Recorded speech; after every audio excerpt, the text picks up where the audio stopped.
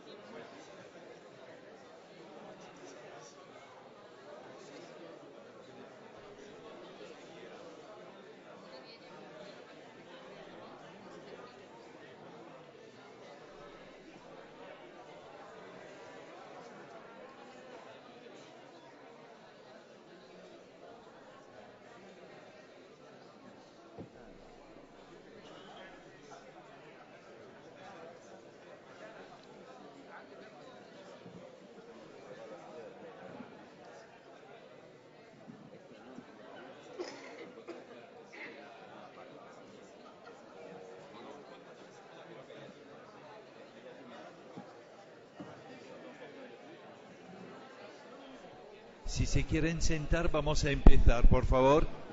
Si se quieren sentar.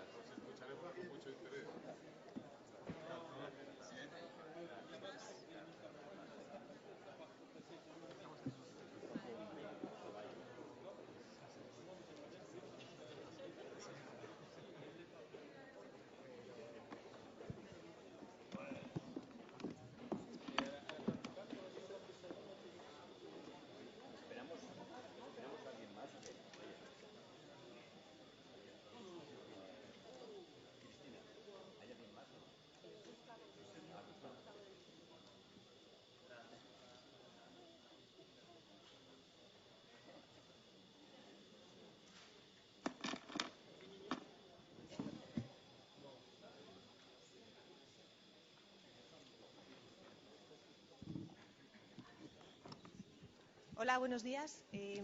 Vamos a comenzar ya para que, a pesar de que el tema de esta mesa redonda, la Unión Europea y todas las revueltas en la primavera árabe, es fascinante, dada la hora, que no queremos que el público se nos vaya por hambre.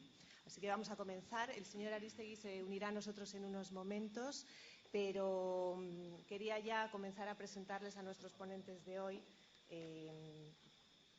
Hay una representación, como venimos haciendo, perdón, quería saludar también y dar las gracias al señor Bernardino León, que viene directamente de Presidencia, por estar con nosotros acompañándonos.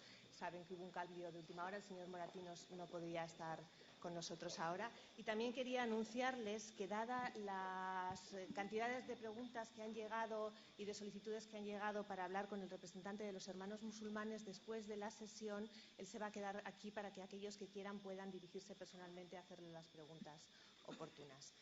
Vamos a tratar también de mantener los tiempos. Le voy a pedir a nuestros participantes que intervengan entre 7 y 10 minutos máximo, para así poder después dar paso a las preguntas. Y como ha sido habitual en todo el encuentro, saben que tienen a su disposición hojas para pasarnos las preguntas por escrito. Bueno, comenzamos ya. Vamos a presentar a nuestros invitados. Tenemos por orden alfabético al señor Gustavo de Arístegui, que es diplomático español y diplomado en Ciencias Jurídicas, europarlamentario, ha sido parlamentario del Partido Popular, es un experto en temas internacionales y es también un experto en todo el Magreb. El señor, me voy a saltar uno por orden, perdón, el señor Bourgat, François Bourgat, es director del Instituto Francés de Oriente Medio en Siria, ha sido investigación del Instituto de Investigaciones y Estudios sobre el Mundo Árabe y Musulmán y director de investigación de otros numerosos centros ligados con la materia. El señor Driss Cruz es director actualmente de la Biblioteca Nacional del Reino de Marruecos. Profesor de Ciencias Económicas en la Facultad de Derecho en la Universidad Mohamed V de Rabat y miembro del Consejo de Administración del Instituto Real de la Cultura Amazigh, entre otras muchas cosas. Si me permiten, no nos vamos a extender en los currículos de los participantes. Llegaré a los otros dos.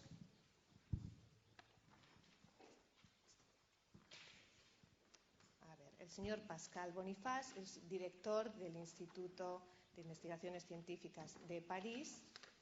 También es un experto en relaciones internacionales, en las relaciones de Francia con el resto del mundo, entre las relaciones de fuerza entre las diferentes potencias y dirige la revista internacional estratégica.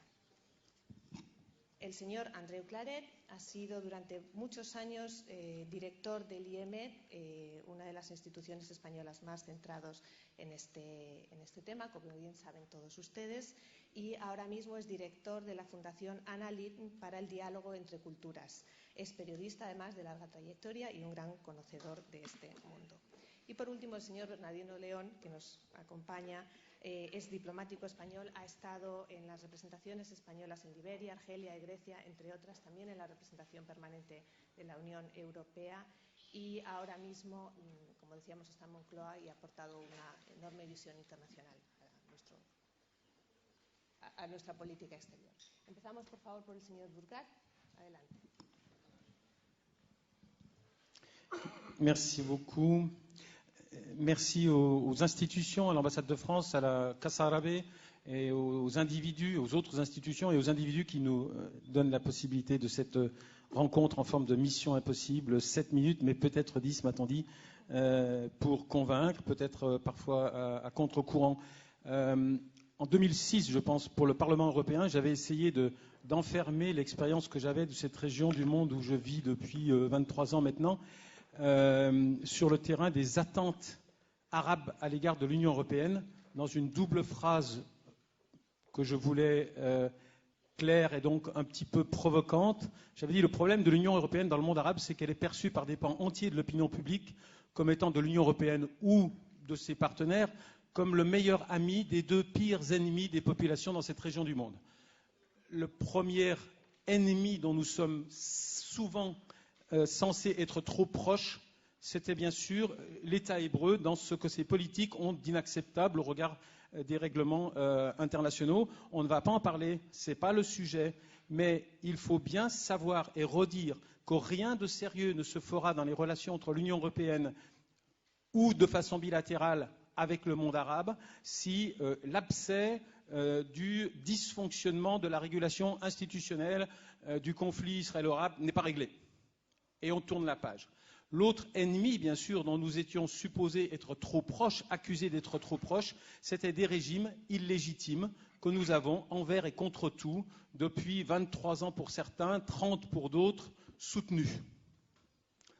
Il y a 15 jours de cela, dans une configuration à peu près identique, j'ai écouté avec délice le ministre français des Affaires étrangères faire une sorte d'autocritique à l'Institut du monde arabe et reconnaître que, oui, nous nous étions bien laissés intoxiquer par la rhétorique des régimes autoritaires qui avaient cultivé les ressources de l'épouvantail islamiste pour nous interdire de voir le caractère profane et universel des revendications qui montaient des sociétés de cette région du monde. Et que nous devions remettre nos pendules à l'heure dans ce domaine. Et le ministre a été plus loin, il a dit « J'ai dorénavant donné pour consigne à nos ambassadeurs d'élargir le cercle de nos interlocuteurs politiques et je leur ai demandé que nous soyons capables de discuter avec les mouvements islamique, a-t-il dit, pas islamiste. Il paraît qu'il y a eu un débat terminologique. On a considéré qu'islamique était moins méchant qu'islamiste. C'est un petit peu la porte d'entrée de mon intervention. Pendant 30 ans, nous avons pris au pied de la lettre une lecture émotionnelle, unilatérale, souvent irrationnelle, de la fracture qui, c'est vrai, traverse les sociétés du Maghreb. Nous n'avons laissé, et du monde arabe. Et nous n'avons laissé s'exprimer qu'un compartiment de ces sociétés. Nous nous sommes interdits de penser l'idée qu'il pouvait y avoir d'autres historicités, d'autres imaginaires politiques qui pouvaient, le cas échéant, produire de l'universel politique. Nous sommes tombés, me semble-t-il, dans un piège méthodologique qui nous a conduit à une erreur politique. Et pourquoi j'ai un petit peu d'émotion en parlant? Parce que je n'ai pas l'impression qu'on ait beaucoup progressé aujourd'hui pour sortir de ce piège méthodologique et de cette impasse politique. Si nous restons dans une perception unilatérale, émotionnelle, partisane du clivage qui traverse les sociétés arabes et que nous n'entendons qu'un registre des voix, nous risquons... Moi, ce que j'ai entendu une partie de la matinée, je suis désolé de le dire comme ça, je l'ai entendu il y a 20 ans, dans les mêmes termes. On n'a pas bougé d'un centimètre. On reste toujours dans une perception extrêmement émotionnelle qui exclut... Bon, heureusement, Madame la Miss, à la fin, m'a redonné espoir en disant « Attention, il y a un danger ». C'est la posture éradicatrice dans laquelle nous communions avec nos interlocuteurs extérieurs à partir du moment où on leur dit dans la langue qu'ils sont capables de comprendre ce qu'ils ont envie d'entendre, c'est-à-dire un discours de criminalisation extrêmement réducteur de tout ce qui n'entre pas dans le cadre de ce qui nous est familier. Bon, qu'est-ce que nous a coûté cette erreur? Elle a eu des conséquences multiples. Les politiques européennes se sont dévoyées parce qu'elles étaient mises en œuvre par des interlocuteurs étatiques illégitimes. Donc on peut donner de l'argent à un tyran, le vrai destinataire qui est la population va sentir que nous soutenons le tyran plutôt que de le soutenir lui. Nous avons été incapables d'identifier des partenaires non étatiques crédibles. Pourquoi? Parce que les États faisaient en sorte que ce qu'on croyait être des ONG étaient en fait des VOG, des vraies organisations gouvernementales, et que quand nous croyions discuter avec des interlocuteurs, qu'ils soient associatifs ou religieux d'ailleurs, vous pouvez rencontrer le grand moufti d'Alger ou du Maroc, vous rencontrez le leader politique. Nous n'avions pas d'autonomie par rapport aux interlocuteurs étatiques. Et troisièmement, et je reviens au thème principal de mes remarques, nous avons une vision tellement restrictive des sociétés civiles qu'elles s'arrêtent en quelque sorte là où commence ce monde anxiogène où les dames ont l'impertinence de porter ce symbole d'une soumission que nous ne saurions accepter. Et là, tout va mal, parce que nous nous coupons, si légitimes soient les militantes de l'autre côté, si respectables soit leur combat, si intelligents soient-ils, souvent, lorsqu'elles disent notamment qu'il faut tenir compte du fait que le référentiel religieux ne peut pas être nié, ne peut pas être discrédité en tant que tel. Mais si nous nous coupons de tout le reste de la société, nous avons un problème aigu de communication. Qu'est-ce que ça nous coûtait encore? Eh bien, l'impact de l'autoritarisme, c'était les flux migratoires. Le mal-développement est en partie responsable d'une certaine dimension des flux migratoires. Je disais l'autre jour à l'Institut du monde arabe, c'était anecdotique, que j'avais reçu un mail d'un ami tunisien installé en France. Il m'a dit « Je rentre définitivement en Tunisie ». Il est évident que des systèmes politiques plus crédibles, plus respectables, peuvent affecter la direction des flux migratoires à partir du moment où les pays deviennent plus accessibles. Alors, qu'est-ce qu'il y a eu dans le trompe-l'œil? Il me reste combien de minutes? Oh, 5. Qu'est-ce qu'il y a eu qui, me semble-t-il, a été perçu de façon simplificatrice dans ce formidable mouvement que nous vivons tous avec passion, hein, et qui a touché absolument tous les États, quel que soit l'état d'avancement des printemps arabes, le pire de l'absolutisme est dépassé. Quels que soient les progrès constants ou la résistance de la répression, les gens parlent, y compris dans le pays d'où je viens. Ils sont sur Facebook, ils osent dire des choses qu'ils n'osaient pas dire avant, ils ont pris leur autonomie par rapport au discours. Eh bien, qu'est-ce qui me semble être un angle mort? C'est cette hypertrophie, on va faire simple, de la classe Twitter. Attention, la classe Twitter, d'abord, n'est pas homogène idéologiquement. J'ai entendu dire hier, les blogueurs, ils sont tous anti ou pro. Non. Les blogueurs, et d'ailleurs à l'Institut du monde arabe, il y avait un jeune blogueur tout bien sympathique qui était de la jeune garde des frères musulmans. Donc les blogueurs, la Twitter Generation n'est pas homologue, il n'y a pas une appropriation idéologique des technologies. Ça, c'est une vieille erreur. Ça fait 10 ans qu'on nous explique qu'Al-Qaïda, ça fonctionne grâce à Internet. Je ne vois pas pourquoi, du jour au lendemain, Internet ne serait plus au service que d'une catégorie idéologique de la société. Donc ça, c'est un effet de miroir. Deuxièmement, il n'y a pas une remise à zéro des pendules politiques dans le monde arabe avec la disparition des formations traditionnelles. C'est faux.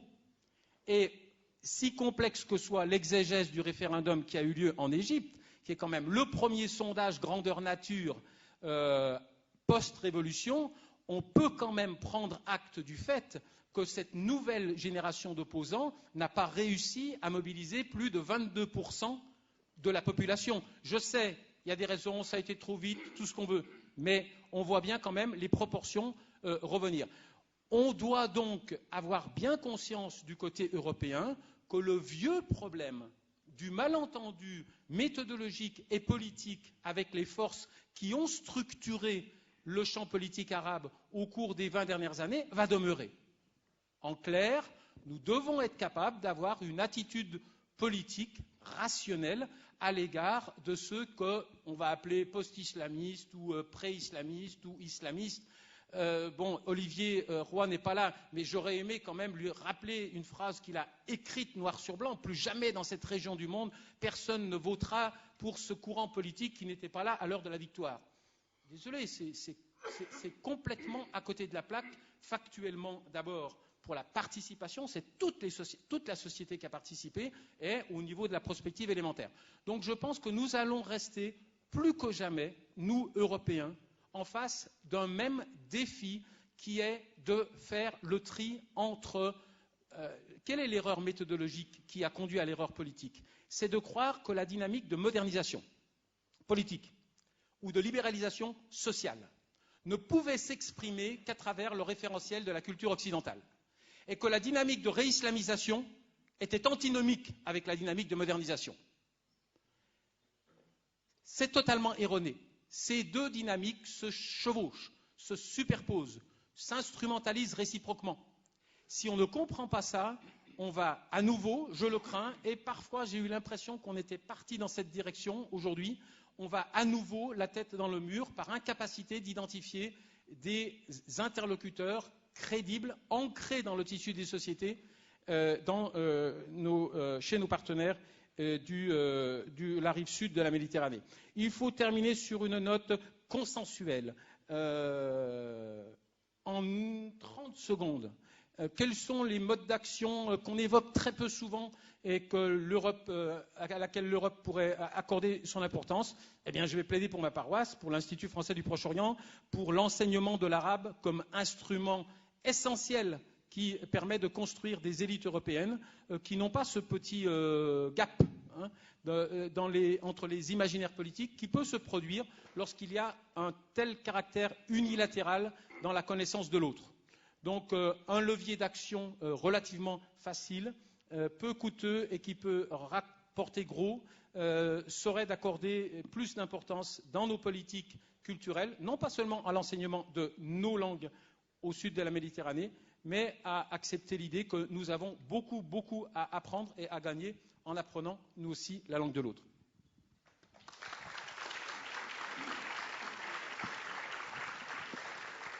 Muchas gracias por atenerse al tiempo.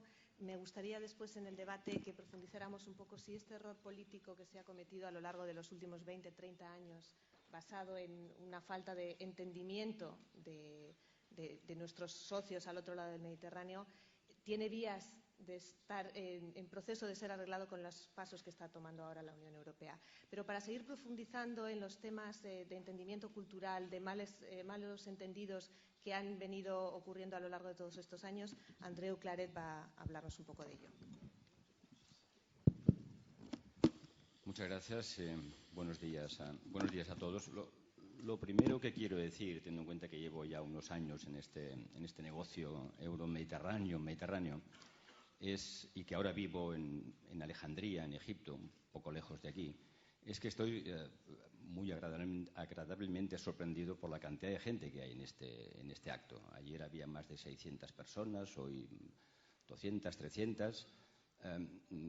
Supongo que eso tiene que ver con el buen trabajo de la Casa Árabe, de la Embajada Francesa, pero con algo más. Yo creo que tenemos que agradecer a los tunecinos y a los egipcios, porque si hoy aquí hay este debate con esta vivacidad y con ese interés, es por lo que ha ocurrido en el sur. Y son ellos los que nos están sacando del sopor en el que estábamos metidos en los últimos años, de un debate viciado, de una especie de pesadilla intelectual que recorrió gran parte de nuestros países después del 11 de septiembre, por razones que no tengo tiempo ahora de entrar en ellas, pero me parece significativo el ambiente que hay hoy aquí, el debate franco que hay entre gente de posiciones diversas, que todos coinciden evidentemente en valorar positivamente los avances democráticos que hay. Y empezaré mi intervención por una referencia que ha hecho el secretario de Estado esta mañana a la miopía europea, ¿no? Y tenemos que ver las causas de esta miopía. Hace unos días le preguntaban a al-Aswani, el conocido escritor egipcio, le preguntaban en el Cairo qué tendría que hacer Europa, un poco el tema de esta mesa redonda, ¿no?, frente a lo que está ocurriendo en su país. Y al-Aswani, que las gasta como las gasta, dijo: lo primero que tendrían que hacer los europeos y los occidentales que se dedican al tema del mundo árabe, el islam, es renunciar todos a sus cargos y a sus responsabilidades, porque no han sido capaces de ver lo que se estaba cociendo en un país como el nuestro. Evidentemente esto es en parte injusto, porque creo que hay gente que había hecho un buen trabajo, pero tiene una parte de verdad. Es decir, no hemos sido capaces entre todos de mirar en un sentido crítico e inteligible hacia la sociedad civil. Yo mismo, que como les decía, llevo años en eso, llevo ahora 2 años y medio en Egipto, en Alejandría, y hasta que llegué a Alejandría no me di cuenta que algo estaba cambiando en un sentido que no era el que yo tenía en la cabeza cuando trabajaba aquí en el IEMET. En el 2009 descubrí que había habido 230 huelgas en Egipto. En el 2010, cuando murió asesinado Khaled Said, vi que se producía un movimiento que no tenía nada que ver con lo que nosotros teníamos en nuestro estereotipo, de que la situación estaba entre las autocracias y la alternativa islamista o islámica, como se quiera, ¿no?, que era la sociedad, que eran los jóvenes, que era la gente la que se estaba movilizando.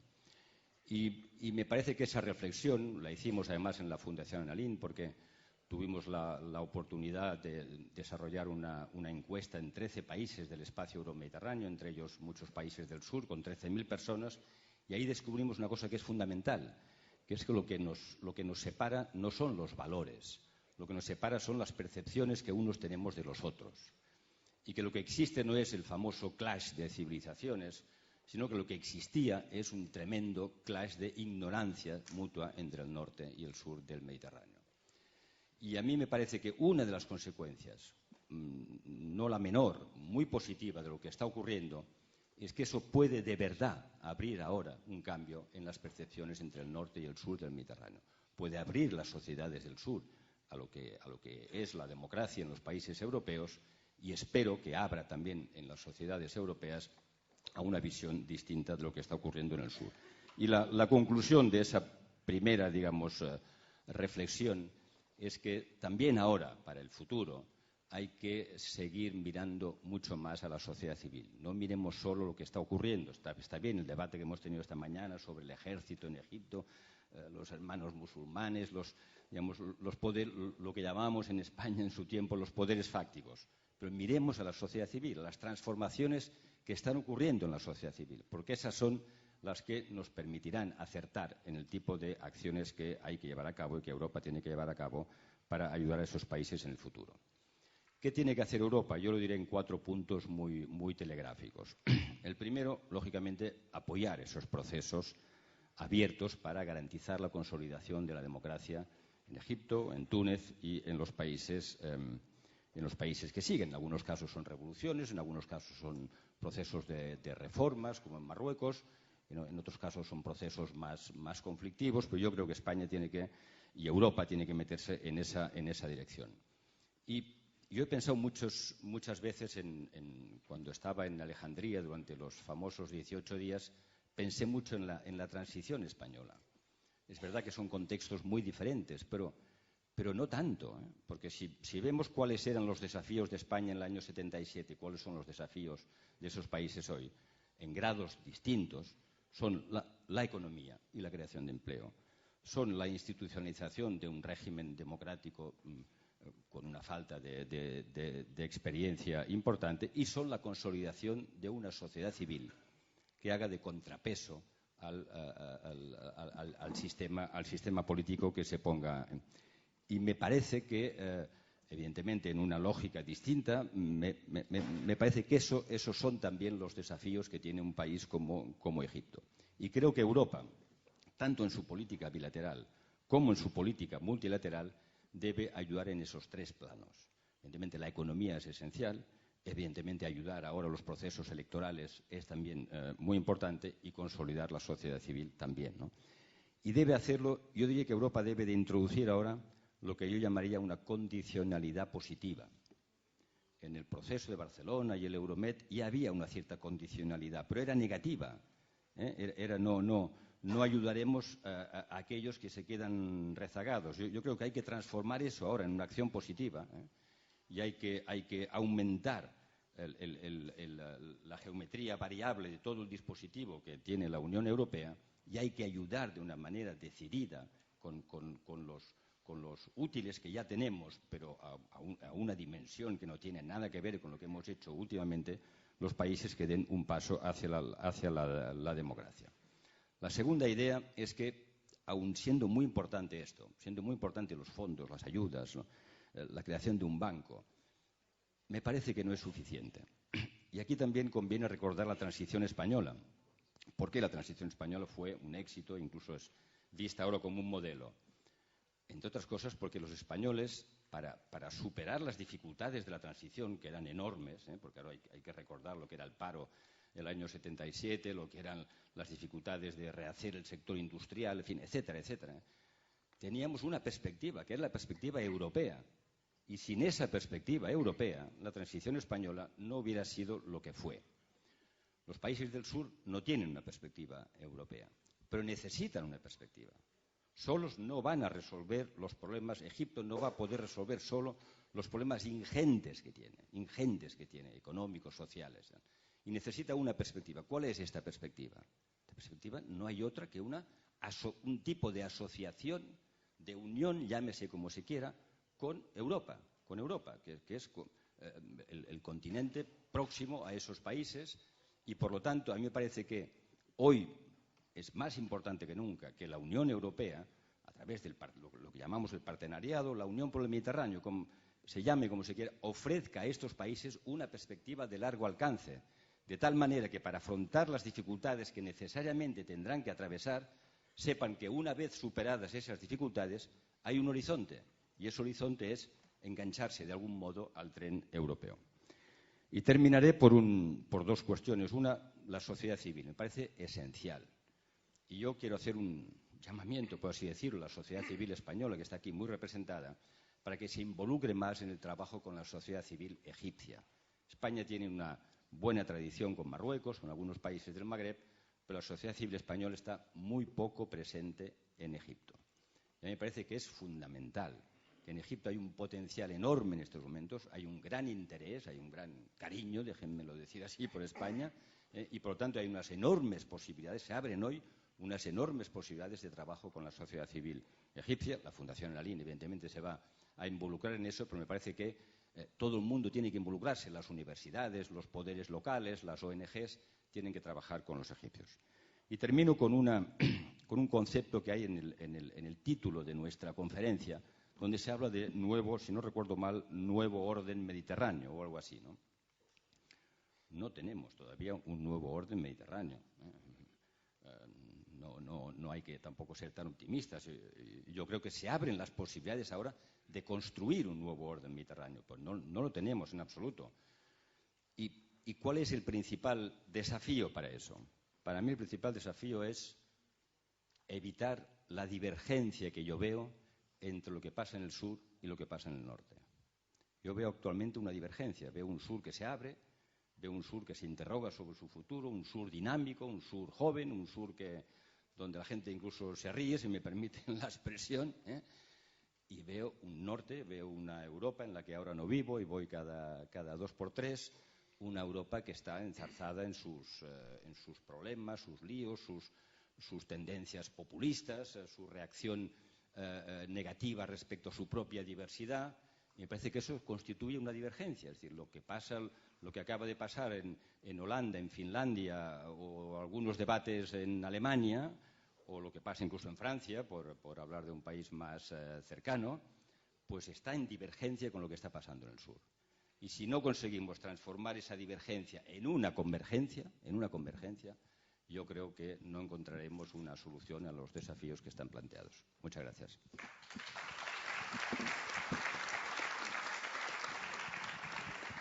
Muchas gracias. Adeo Claret ha hecho referencia a algunos principios como la condicionalidad y algunas herramientas que ya tenía la Unión Europea y que no han funcionado todo lo bien que hubiéramos querido hasta que han empezado las revueltas. El señor Driscoll nos va a contar cómo se ven esas herramientas que sí está poniendo en marcha la Unión Europea desde Marruecos y como país receptor y como parte implicada en todo este proceso. Merci Madame, Monsieur l'ambassadeur, Messieurs les ambassadeurs, je voudrais remercier Bruno Dolé et bien entendu Casa Arabia et Medfried pour m'avoir invité, me permettre de parler et de participer à cette rencontre que je trouve de haut niveau parce qu'elle est sans tabou, elle pose les problèmes de façon sereine, nous nous écoutons. Et tant mieux que nous ne soyons pas d'accord sur tout. Je n'ai pas la prétention de connaître ce qu'on appelle le monde arabe. Je connais les pays arabes, je ne connais pas le monde arabe. Je connais le Maroc. Et c'est en partant du Maroc que je vais exprimer quelques points de vue sur l'articulation entre ce qui se passe aujourd'hui dans le sud de la Méditerranée et le cadre dans lequel nous travaillons. Si vous le permettez, plutôt que de l'Union européenne, je parlerai du partenariat euro-méditerranéen pour montrer que nous sommes des deux côtés de la rive, des rives, nous sommes partenaires et qu'il n'y a pas que l'Union européenne qui est impliquée parce que ce face-à-face me paraît souvent, personnellement, très restrictif. Deux, peut-être, idées pour commencer avant d'exprimer mon point de vue sur le sujet proprement dit. D'abord, s'agit-il de révolution arabe? Est-ce que chasser un dictateur est une révolution? Alors, si vous le permettez, je pose une question, point d'interrogation. Je considère que les combats d'un certain nombre de pays arabes pour chasser des dictateurs est un pas remarquable dans les avancées des sociétés vers leur propre choix. Peut-il constituer une révolution, c'est-à-dire une mise à plat de l'ancien système et le remplacement de l'ancien système par un nouveau? Je n'en sais rien. L'avenir le montrera. Et jusqu'à preuve du contraire, nous ne sommes pas des prophètes ici, nous essayons de faire de l'analyse. Deuxième point. Ces révoltes ont éclaté parce qu'il y avait des verrous. Et qu'en guise de stabilité, ça a été dit hier, en guise de stabilité, il y a eu un blocage de société. Ce blocage est très ancien dans les pays arabes. Au Maroc, ce blocage, il est très ancien. Nous allons fêter, chacun à sa façon, en 2012, un siècle après l'arrivée de l'IOT au Maroc, 1912-2012. Et que si nous voulons comprendre, et je ne vais pas le faire aujourd'hui, nous n'avons pas le temps, le Maroc de 2012, il faudrait remonter au Maroc du XVIe, XVIIe, XVIIIe siècle. 1492, l'édit de 1607, les Morisques, les Andalous, les Juifs, les musulmans, l'Inquisition. Et c'est en revisitant l'histoire, notre histoire commune, que nous pourrons peut-être aujourd'hui comprendre ce que nous allons faire. Deuxième et troisième petite idée dans mon introduction, le partenariat euro-méditerranéen qui existe depuis 1995, novembre 1995, avec bien entendu un certain nombre d'éléments de peut-être raffinement, affinement, la politique européenne de voisinage, le statut avancé depuis octobre 2008 pour le Maroc. Ce partenariat n'a pas donné ce qu'on en attendait, il n'a pas donné ce qu'il pouvait donner, il a créé énormément d'instruments et il a eu des résultats tangibles. Je fais partie de ceux qui défendent le partenariat euro-méditerranéen en mettant l'accent sur ses insuffisances, sur ses limites, pour qu'on aille plus loin. Mais dire qu'il n'a rien donné et qu'il faut faire table rase pour le remplacer par autre chose, je n'en sais rien. Et en disant cela, je dis que l'Union de la Méditerranée, l'Union méditerranéenne devenue le 13 juillet 2008, l'Union pour la Méditerranée, est un projet prometteur. Que le fait qu'il soit coincé aujourd'hui ne m'autorise pas personnellement à l'enterrer. Parce qu'il porte deux rêves. Une société qui ne rêve pas est une société morte. Un, une union. C'est très fort. Deux, la Méditerranée.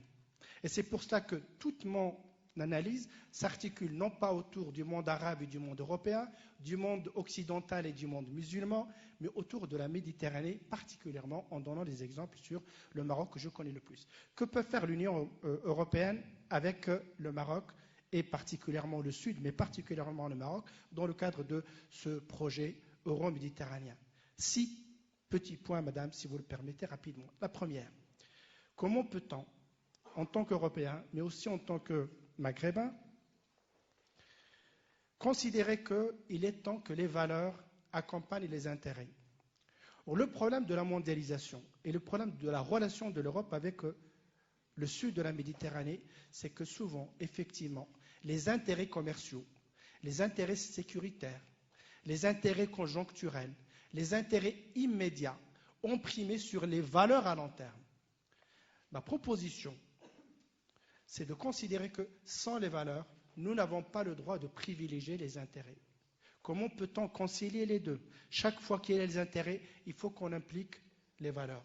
Conditionnalité, réciprocité, développement de la société civile, mais en considérant que l'Union européenne n'a pas le droit de considérer que dans tous les pays du Sud, tout le monde est beau et tout le monde est magnifique et qu'ils sont tous nos amis. Moi, je ne veux pas travailler avec les xénophobes et les extrémistes du Nord. Je rêve et j'ai le droit de considérer que l'Europe démocratique n'a pas le droit de travailler dans le Sud avec ceux qui dénient et qui refusent à la démocratie d'être notre référence. Quand je pose la question de valeur-intérêt, est-ce que nous avons des références communes? Oui, nous avons des références communes. Quelles sont-elles? Les valeurs universelles de la démocratie. Elles ne sont pas espagnoles, elles ne sont pas marocaines. Elles sont venues des Grecs. Elles ont transité par Maïmonide, un juif, bon Dieu marocain, andalou, c'est normal, par Averroès et par d'autres. Et donc ces valeurs, elles nous appartiennent. Ce sont nos référents. La démocratie ne vous appartient pas, elle ne nous appartient pas, c'est notre fonds de commerce commun. Ça, c'est le premier point. Et donc, tout le reste, tous nos projets de société devraient tourner autour de cela. S'il y a programme avec un parti politique, avec un État, avec une ONG, avec des universités, elle doit privilégier d'abord et avant tout les valeurs communes que nous voulons construire. L'Europe a mis 3 siècles, nous pourrons peut-être mettre moins. Parce que nos sociétés, si elles commencent à se débloquer, peuvent aller beaucoup plus vite et plus loin grâce à cette exigence essentielle en laquelle je crois, c'est que le Maroc ne peut pas travailler avec l'Iran, ne peut pas travailler avec l'Arabie Saoudite, ne peut pas travailler avec la Russie. Le seul partenaire pour le Maroc, c'est l'Espagne, c'est la France, c'est l'Europe. C'est un choix, c'est le mien. Je suis engagé dans un parti politique, je fais partie des défenseurs de la Mazir, je suis responsable marocain et j'encourage ce qui se passe au Maroc. Deuxième idée. Le Maroc s'est engagé dans un mouvement depuis 1998. Ce qui se passe aujourd'hui en Tunisie et en Égypte a été au Maroc totalement approprié par la société. Nous avons au Maroc plus de 37 000 associations crédibles. Nous avons au Maroc au moins 7 partis politiques crédibles.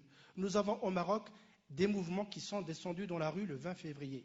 Le discours du roi du 9 mars est remarquable par ses propositions. Et on peut en parler dans la discussion. Et le 20 mars, le mouvement est enclenché. Le Maroc est dans un débat de fond. Il y a des problèmes. Il y a la corruption. Il y a l'économie de rente.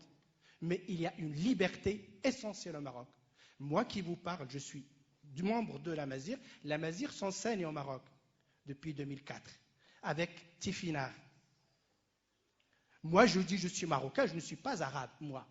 Je suis marocain. Quand on parle du monde arabe, c'est bien. Moi, je ne suis pas un arabe. Mais je suis lié au destin des Arabes parce que les Marocains sont tous arabes et amazirs, arabes et berbères. Et donc, en tant que Marocains, nous défendons le Maroc. Mais bien entendu, nous faisons partie du monde arabe. Et tant mieux, tant mieux. Mais qu'est-ce que ça veut dire appartenir au monde arabe? Qu'est-ce que ça veut dire? Parler la même langue, ce n'est pas suffisant. Avoir la même religion, ce n'est pas suffisant. Il faut donc qu'il y ait un projet politique et sociétal, lequel il faudra encore une fois que les politiques en débattent. Deuxième élément, très important pour moi. Il est grand temps aujourd'hui que nous prenions conscience que l'islam est pluriel. L'islam est pluriel. Que l'islam pose problème dans sa perception. Il y a effectivement une ignorance de l'islam dans le nord. Il y a une ignorance de l'islam dans le sud. Et que l'islam n'est pas contraire à la modernité.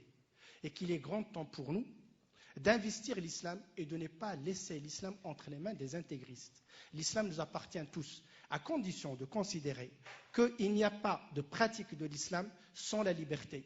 Et si l'islam a été bloqué parce qu'instrumentalisé depuis des siècles, je répète ce que j'ai dit, l'islam est bloqué en tant que fait religieux parce qu'instrumentalisé. L'islam n'est pas rebelle à la réforme. Si l'islam a libéré l'esclavage, si l'islam a donné à la femme qui n'héritait pas le droit d'hériter, rien n'interdit dans l'islam aujourd'hui que la femme hérite la même chose que l'homme. Rien. Pourquoi je laisserais moi, aux seuls intégristes, aux seuls fuqaha de l'extrémisme, le droit d'interpréter l'islam? Nous avons, en tant que démocrates, le droit d'interpréter l'islam. Si on me dit « Allah wa rasoul wa awlil amr », vous devez obéissance à Dieu, aux prophètes et à ceux qui sont au pouvoir. Moi je dis, qu'est-ce qui est au pouvoir? Ce n'est pas la dictature qui doit être au pouvoir, c'est les démocrates. La société doit obéissance à la démocratie et non pas à la théocratie.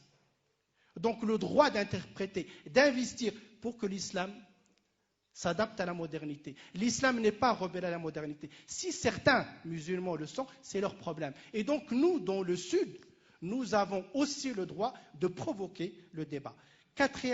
Troisième point, rapidement, le développement économique. Il n'y a pas de partenariat de démocratie si la pauvreté, si le mépris, si la corruption. L'Union européenne doit s'engager dans le cadre du partenariat à développer aussi les pays du Sud, parce que c'est un danger pour vous, c'est un danger pour nous. L'Union européenne n'a pas le droit de considérer que l'Est est plus important que les PECO. Les pays de l'Europe centrale et orientale sont plus importants que le Maroc, que l'Algérie, que la Tunisie et que la Turquie. Le Sud est vivable pour vous. Vous avez besoin de nous, nous avons besoin de vous. Les valeurs s'articulent avec les intérêts. La justice, la solidarité, nous ne vous demandons pas de la charité, nous demandons du partenariat. Si nos économies se sont développées, façonnées en fonction de vos besoins, vous devez assumer que nous ayons, nous, orienté nos économies en fonction de vos besoins. Et donc, vous n'avez pas le droit aujourd'hui de considérer que la balance commerciale fait la loi. Ce qui devrait faire la balance commerciale, c'est la justice, c'est la solidarité. Et avant-dernier point, il ne peut pas y avoir de printemps arabe avec l'Union européenne si la question palestinienne n'est pas posée dans le contexte des accords de 1967. Tout le monde doit s'investir. Ça vous regarde, ça nous regarde. Tant que ce problème n'est pas abordé de façon sereine et ne pas considérer que seuls les États-Unis d'Amérique ou Netanyahou peuvent le faire, ou Hamas, au fait, c'est notre problème parce qu'il empoisonne notre environnement. Dernier point, et j'arrête là. Pour le Maroc, la seule alternative, c'est l'Europe dans le cadre maghrébin. Pas dans le cadre marocain, dans un cadre maghrébin. Et donc tous les autres problèmes avec l'Algérie, avec la Tunisie, avec la Mauritanie ne se posent pas dans une perspective maghrébine. C'est cela pour moi la révolution à laquelle nous devrons travailler pour que, effectivement, on puisse considérer que la Méditerranée est notre destin. Et je vous remercie.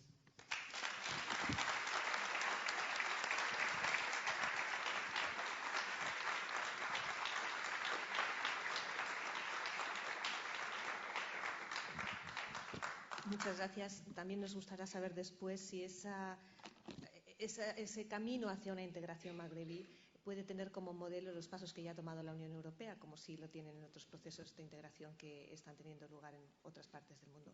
Pero pasemos ahora a ver las posturas desde dos países de la Unión Europea que están participando muy activamente en la redefinición de las políticas de la Unión hacia el sur de Europa, como son Francia y como son España. Empezamos por Francia con el señor Pascal Boniface. Merci Madame la Présidente. Je voudrais m'associer aux remerciements des autres orateurs pour les organisateurs. Merci à l'ambassade de France, aux autres partenaires. Merci pour l'écran aussi hier d'ailleurs Bruno. Et je me disais que le même colloque il y a quelques mois aurait certainement justifié le rappel de l'ambassadeur de France. Parce que certainement des parlementaires ou des intellectuels se seraient horrifiés qu'un tel colloque puisse avoir lieu. Donc on voit quand même que les choses changent et qu'elles changent dans le bon sens. Que peut et que doit faire l'Europe ? La grande surprise, c'est que le printemps arabe n'a pas demandé l'avis de l'Europe pour bourgeonner, n'a pas attendu les conseils de l'Europe et s'est fait de lui-même. Et que l'Europe a été surprise et est sortie de son rôle qui est généralement de faire de l'injonction, de faire du conseil, de dire ce qu'il faut faire, de commander, de faire de l'ingérence. Là, l'Europe a été prise par de revers et ce printemps arabe s'est fait de façon autonome et donc l'Europe a été prise au dépourvu. Et ce qu'elle doit faire par là-dedans, c'est effectivement essayer d'avoir une sorte d'empathie par rapport à cela, mais oublier ses rêves de dire qu'elle peut impulser, que nécessairement s'il se passe quelque chose dans le monde, c'est impulsé par le monde occidental. Quelle est la grande tendance structurelle lourde des relations internationales ? C'est la fin du monopole occidental sur la puissance. Et ça, c'est une tendance lourde à laquelle nous ne sommes pas encore habitués, à laquelle nombre de nos compatriotes ne sont pas encore habitués, ce qui explique les erreurs d'interprétation, les erreurs d'analyse qui ont été commises, parce qu'il y a encore trop de responsables politiques, trop d'intellectuels qui pensent que le monde est occidental et que c'est le monde occidental qui commande la manœuvre. Eh bien, cette période, elle est révolue. Elle n'est pas révolue, il n'y a pas de date.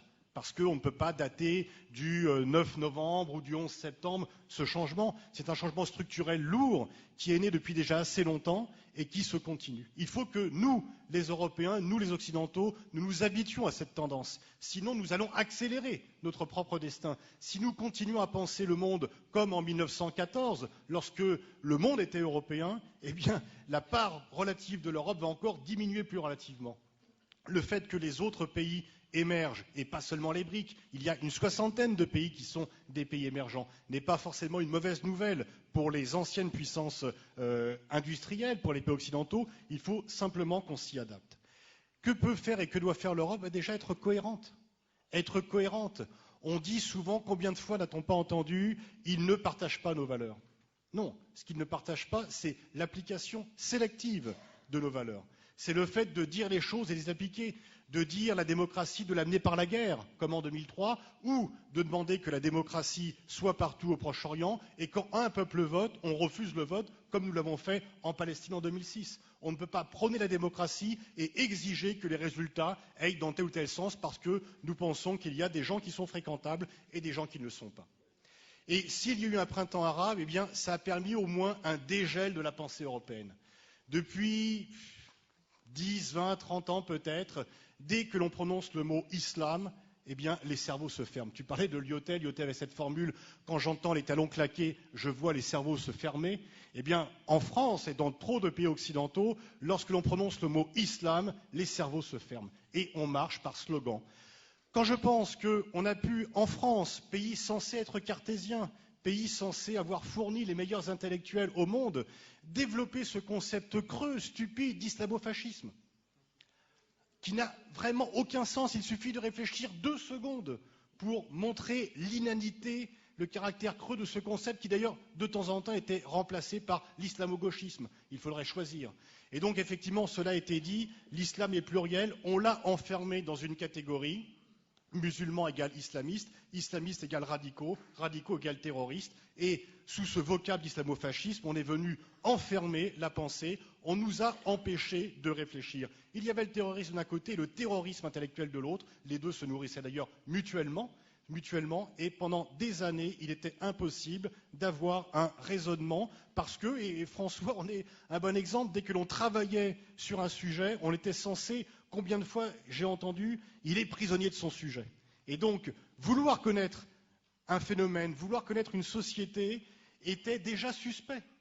Il était déjà suspect, alors que par contre, marcher par slogan paraissait pour une posture courageuse, noble, fière, etc. Et là, eh bien, au moins, cette période est révolue, parce que ce qui a amené aussi le printemps arabe, c'est quand même la défaite des néoconservateurs, qui nous avaient dit, et un collègue de Bruno avait dit récemment que l'Irak était le laboratoire de la démocratie dans le monde arabe. Eh bien, est-ce qu'il vaut mieux être irakien ou tunisien aujourd'hui? Est-ce qu'il vaut mieux une démocratie qui a été amenée par les B-52 ou une démocratie qui a été prise par le peuple, qui s'est faite de façon autonome? Et donc le fait de dire que le monde arabe était impropre à la démocratie, que la guerre était malheureuse mais nécessaire néanmoins pour les forcer à se moderniser, j'ai entendu aussi hier que la répression était un facteur de modernisation. Je m'en suis étonné quand même, parce que je ne pense pas que ce soit en réprimant que l'on modernise une société et qu'au contraire, on vient plutôt l'enfermer. Et donc, dire que le monde arabe était insensible à la démocratie, que la guerre était la seule condition de pouvoir le faire, eh bien, ceci a été prouvé inexact par les événements. Bien sûr, il n'y a pas une théorie des dominos.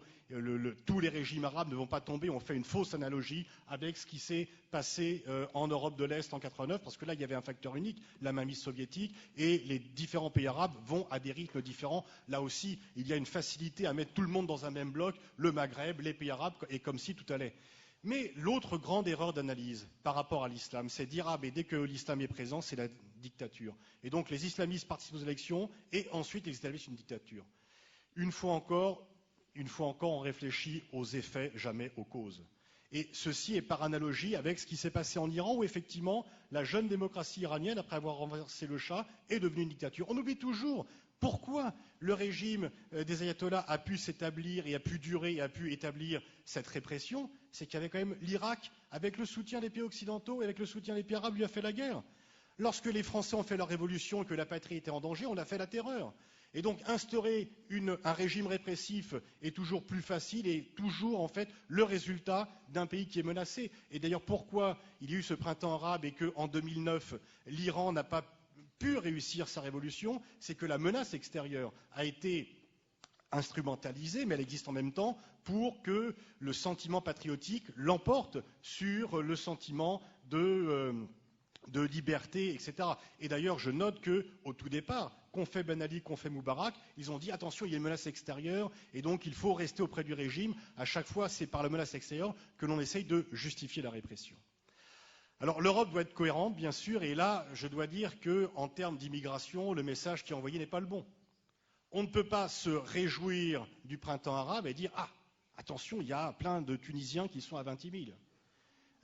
Et 20 000 Tunisiens sur l'espace Schengen, ça fait quoi? On ne peut pas les répartir? On peut pas. Est-ce que c'est bien sûr, oui. Rocard avait raison lorsqu'il disait que la France, l'Europe ne peut pas accueillir toute la misère du monde. Mais il ajoutait, elle doit contribuer à sa résolution, partie de la phrase qui est toujours oubliée. Bien sûr, la France ne peut pas, et ni l'Europe, être une terre entièrement ouverte à l'immigration. Mais marteler comme message principal, pour des raisons de politique intérieure, que c'est horrible parce qu'il va y avoir un déferlement est quand même quelque chose d'extrêmement dangereux et qui fait que ce que l'on gagne d'un côté par le discours, effectivement, je rejoins François Burqa, le discours remarquable d'Alain Juppé il y a 15 jours, eh bien on le perd en envoyant, il y a quand même des messages contradictoires. On ne peut pas se réjouir de la révolution et dire que le fait que les portes s'ouvrent est quelque chose de terrible. Imaginons qu'après les révolutions en Europe de l'Est, on ait dit « Oh là, c'est un drame, on va avoir plein de Polonais, pas pouce plombier, et plein de Tchécoslovaques qui vont nous envahir ». Quelques-uns l'ont dit, ça va être très militaire. Mais ce qui se passe maintenant, c'est que dans toute l'Europe, on parle de populisme. Soyons clairs, c'est l'extrême droite. Ce n'est pas du populisme, c'est l'extrême droite qui se développe avec de nouveaux habits, puisque l'antisémitisme d'hier a laissé la place à l'islamophobie, l'anti-musulman d'aujourd'hui. Marine Le Pen entend d'ailleurs le bon exemple de cela. Qu'on dit elle est différente de son père, c'est la même, sauf qu'ils ont changé d'adversaire.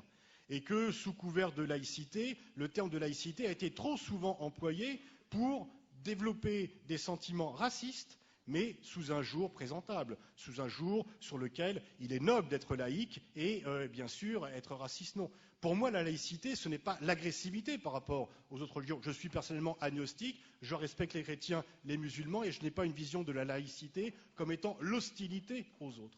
Et donc il faut vraiment que l'on change nos regards sur cela, il faut que l'on change nos regards sur l'islam et que l'on accepte, comme c'était fait aujourd'hui, comme c'était fait il y a 15 jours, comme c'était interdit, ne fût-ce que d'y songer il y a quelques mois, oui, de discuter avec des gens qui ne sont pas comme nous.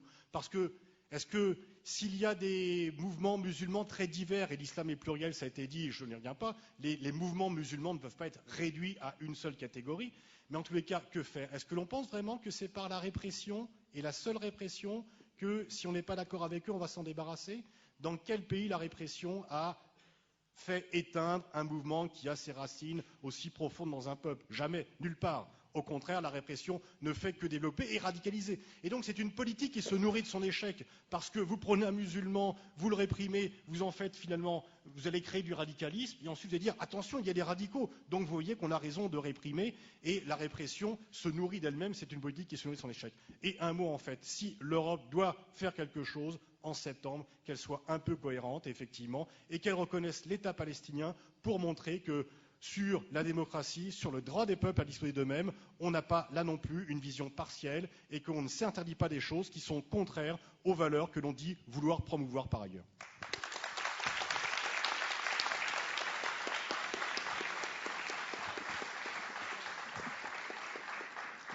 El señor Bonifaz nos ha puesto encima de la mesa algunos de los temas que están más en debate en Francia. Nos gustaría también tener la visión desde España, como decíamos antes, uno de los lugares más involucrados, uno de los países más involucrados en esta nueva política euromediterránea. Gracias al señor Aristegui, que nos va a hablar un poco sobre esto. Muchas gracias. En primer lugar, quiero agradecer a la Embajada de Francia, a Casa Árabe, por la organización de este seminario fundamental. Hemos escuchado ponencias muy brillantes y muy profundas que nos van a dar mucho que pensar a todos los presentes. Desde luego yo he tomado muchas notas. Estamos todos anclando nuestras intervenciones desde nuestro punto de vista. Yo creo que ese es el que tenemos que hacer. Nadie conoce su pueblo mejor que los propios protagonistas. No vamos a hablarle a los tunecinos de lo que ocurre en Túnez ni a los marroquíes de lo que ocurre en Marruecos. Seríamos perfectamente idiotas.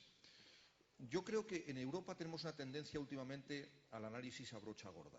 Quizá estemos, y lo dice un político, limitados por los totales de televisión y por los cortes de radio, los titulares de prensa. Lo que ocurre en el mundo, yo soy diplomático de carrera, no sé si se ha dicho, pero y la parte más importante de mi carrera, que ha sido relativamente corta respecto de mi carrera política, ha sido en el Oriente Medio, más bien en el Magreb, en Libia y en Jordania, y tanto mi padre como mi abuelo también sirvieron en esa región del mundo. Llevamos 4 generaciones vinculados y mi propia mujer es marroquí, o sea que pueden ustedes imaginar que yo practico el diálogo de civilizaciones en mi casa todos los días. Le quiero decir que los europeos tenemos una tendencia a creer que todo lo que ocurre en todas partes tiene una especie de pautas generales que podemos reducir a unos cuantos puntos para que todos podamos entenderlo. Y para tratar de entender cuestiones extraordinariamente complejas, lo que hacemos es acabar confundiendo al mundo entero, incluso a los protagonistas de esas cosas. Hablamos de los problemas comunes que han azotado a los países que han emprendido algunos una transición muy clara y muy esperanzadora a la democracia, que no va a ser perfecta ni va a ser todo color de rosa. Hay muchos virajes en el camino que son peligrosos y hay muchos enemigos de la democracia agazapados detrás de las esquinas esperando a que se produzcan errores o vacíos de poder que puedan ellos ocupar. Obviamente, la pluralidad de la que se ha hablado, tanto entre musulmanes en general y también las fuerzas islamistas, es algo que se ignora demasiado entre los, no ya medios de comunicación y opinión pública en España, sino incluso entre los analistas.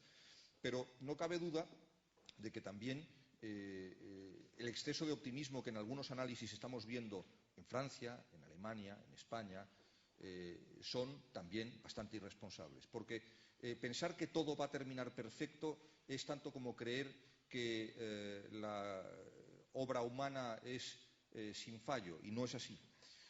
Los problemas comunes, el desempleo, el subempleo, la falta de perspectivas, la falta de dignidad, esa búsqueda de la dignidad y de la justicia, el hecho de que muchos árabes y muchos musulmanes no árabes hayan visto cómo el engaño, se hayan sentido engañados porque la promesa de la igualdad que supone ser musulmán haya sido rota porque no hay igualdad.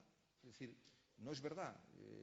Y justamente una de las reivindicaciones que he visto en Marruecos entre quienes se han manifestado en diferentes partes, pero incluso y sobre todo de quienes no se han manifestado, porque aquí también tenemos una tendencia en Europa a pensar que quienes salen a la calle tienen más razón que quien no sale a la calle. En Marruecos hay una mayoría silenciosa que piensa muchas cosas parecidas a los que han salido a la calle y muchas no. Y eso también hay que tenerlo en cuenta. Y una de las reivindicaciones es que hay una justicia para ricos y una justicia para pobres, que no hay dignidad, que eso obviamente rompe la libertad. Nos ponemos ha dicho Pascal Bonifaz que hay que estudiar las causas y no solamente los efectos. Bueno, yo creo que hay que estudiar las dos cosas. Y en efecto no hay fechas emblemáticas, son procesos que vienen produciéndose desde hace mucho tiempo. Y lo cierto es que cuanto más lejos está el pueblo del momento en que se inicia la tiranía o la dictadura, más libre es para que pueda, sin esa memoria que es un lastre terrible, romper las cadenas con su pasado y sobre todo romper sus cadenas con la resignación, que ha sido uno de los problemas más importantes en muchos de estos pueblos. Yo creo que tenemos que pensar que los europeos también tenemos una tendencia a creer que todo tiene que ocurrir como ocurrió con nosotros. Y sobre todo aquellos que hemos tenido una transición desde una dictadura a una democracia. ¿Cuántas veces hemos oído decir, claro, como los españoles tuvimos una transición, hagamos lo mismo en Túnez, en Egipto o donde sea? No, cada país tiene que buscar su ritmo y su cadencia. Cada pueblo tiene que encontrar cuáles son la adaptación de las instituciones democráticas a su mentalidad, a su idiosincrasia, a sus especificidades. Y obviamente, si pusiéramos un parlamento como el de Westminster en Egipto, seguramente no funcionaría. Y eso que ha habido una influencia británica en Egipto. Si tratáramos de convertir a Túnez en Bélgica, tampoco funcionaría. Tampoco puede ser Marruecos-Francia. Cada país tiene que buscar su camino y tiene que construir sus instituciones. Decía una cosa muy importante Idriss Hrus, que lo importante es la universalidad de los valores. Es que los valores de la democracia, del respeto a los derechos y libertades fundamentales, no son de países ricos y de las democracias más antiguas. Son de todos los seres humanos con independencia de su origen, de su raza, de su sexo, de su religión. El ponernos a delirar en Europa sobre quiénes tienen derecho a una democracia, quiénes pueden o quiénes no pueden evolucionar favorablemente, es uno de los pensamientos más estúpidos y más racistas con los que me he cruzado en la historia.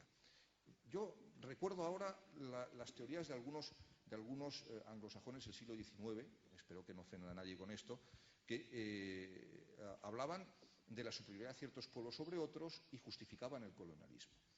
Pero además decían varias cosas más. Decían, por ejemplo, autores y politólogos a principios del siglo XX que Alemania jamás sería una democracia. Otros decían que el catolicismo era incompatible con la democracia. Y hay otros que dicen hoy, de la misma manera, pero además no estamos hablando de populistas ni de la extrema derecha. Estamos hablando de profesores universitarios, de analistas y de periodistas que en periódicos importantes de Europa dicen que el Islam y la democracia son incompatibles. O que el carácter árabe, porque no todos los árabes son musulmanes, conviene recordarlo, es incompatible. Bueno, ¿dónde está escrito eso? Es que además en Europa hemos comprado una mercancía caduca, averiada, a ciertos dictadores que nos han hecho un intercambio podrido. Yo les doy a ustedes estabilidad y previsibilidad, yo les doy a ustedes seguridad y ustedes a cambio me dan apoyo político, me dan legitimidad, me dan visibilidad y miran a otra parte cuando pisoteo de manera impenitente los derechos y libertades fundamentales. Y la verdad es que hemos comprado ese producto desde hace mucho tiempo.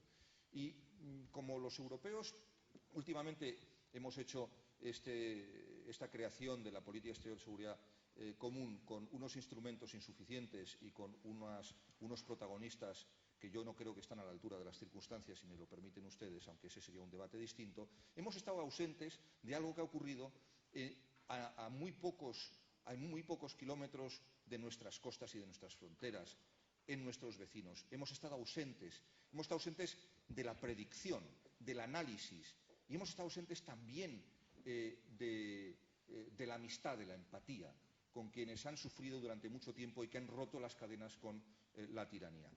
Y ahora resulta que estamos desde la corrección política y cayendo en una nueva forma de neocolonialismo, si me lo permiten ustedes. Y es analizar según nuestros clichés y según nuestras estructuras desde este lado del Mediterráneo todo lo que ocurre desde el otro, o en Oriente Próximo o en el Golfo. Y la verdad es que nosotros deberíamos empezar a respetar la perfecta independencia y autonomía, y lo que tenemos que hacer es acompañar. Yo creo que se ha puesto muchas veces con justicia el ejemplo de las fundaciones políticas alemanas que ayudaron a la clase política española a formarse en la administración de la cosa democrática. Yo creo que nosotros podemos acompañar a las nuevas élites políticas y a las administraciones que surjan democráticas a tratar de construir unas instituciones democráticas sólidas adaptadas a sus pueblos, pero a su petición y no con nuestras reglas, sino con las suyas. Muchas gracias.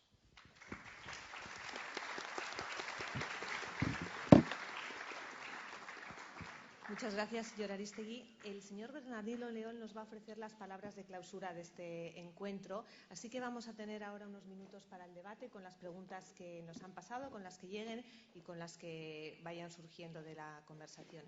Y yo quisiera empezar desde esta posición privilegiada preguntándoles por algo que se ha tocado muy tangencialmente, que es el efecto que la primavera árabe está teniendo en la propia evolución, desarrollo de la Unión Europea en algunos de sus aspectos críticos. Para empezar, la creación de una auténtica política exterior única, el desarrollo del Servicio Europeo Exterior. Se han mencionado las posturas de países como Francia, pero se ha creado el debate entre el liderazgo dentro de la propia Unión, entre Francia, la postura que ha tomado Alemania, por ejemplo. Me gustaría que contestaran algunas de estas cuestiones, aunque sea de una manera rápida. El señor Claret sí apuntó algunas de las posibilidades que tenía la Unión Europea en su actuación. A lo mejor podríamos empezar profundizando un poco más. Sí, muy brevemente. A mí me parece que la situación demanda actuar tanto en el plano unilateral como en el multilateral, y eso es una primera decisión que la Unión Europea tiene que adoptar y que cada uno de los países de la Unión Europea tiene que adoptar, ¿no? Y me parece, aprovecho ese segundo brevísimo turno, para decir que me parece que España tiene ahí muchas cartas en la mano. La institución a la que pertenece la moderadora, FRIDE, acaba de publicar un par de documentos interesantes sobre el papel de España, que vienen a decir que hay ahora una nueva oportunidad para la Unión Europea como tal y para España en particular. Comprendo, evidentemente, que España está en una situación difícil por razones que todos sabemos, pero es cierto que si están cambiando las percepciones, como decíamos, si hay ahora unos países a los que lanzar un cable para desarrollar un proyecto con esa condicionalidad positiva a la que yo me refería antes, yo creo que España ahí tiene un reto enorme, ¿no? España no tiene que hacer solo seguidismo de otros países europeos. España tiene que tener sus propias ideas. España tiene una gran experiencia. Los diplomáticos españoles tienen una gran experiencia en esta área. Y yo creo que España tiene que aportar ideas para la situación en la que se encuentra la Unión por el Mediterráneo. Me parece que esa es la cuestión clave hoy en día. ¿Qué vamos a hacer? ¿Qué se va a hacer con la Unión por el Mediterráneo? Esa idea de la reformulación a la que se ha apuntado el propio presidente Sarkozy, uno de sus creadores. Es decir, yo me atrevería casi aquí a transformar eso en una pregunta. Lo siento por don Bernardino León, pero una pregunta sobre cuál es la posición española en estos momentos en relación a la Unión por el Mediterráneo. ¿España siente que es el momento para volverse a involucrar plenamente en un relanzamiento de la UPM que tiene que tener probablemente una arquitectura y unos objetivos distintos a los que tenía antes de las revoluciones árabes? Gracias. Continuando un poco con estos temas, el señor Bonifaz ha mencionado que todas las revueltas dejan de manifiesto el fin del monopolio occidental del poder. Yo quería preguntarle también si todas las críticas que se están haciendo se han hecho a la Unión Europea por la tardanza en responder, por las dudas, por luego los debates internos una vez que se adopta una decisión, ¿son muestras de un posible declive de Europa?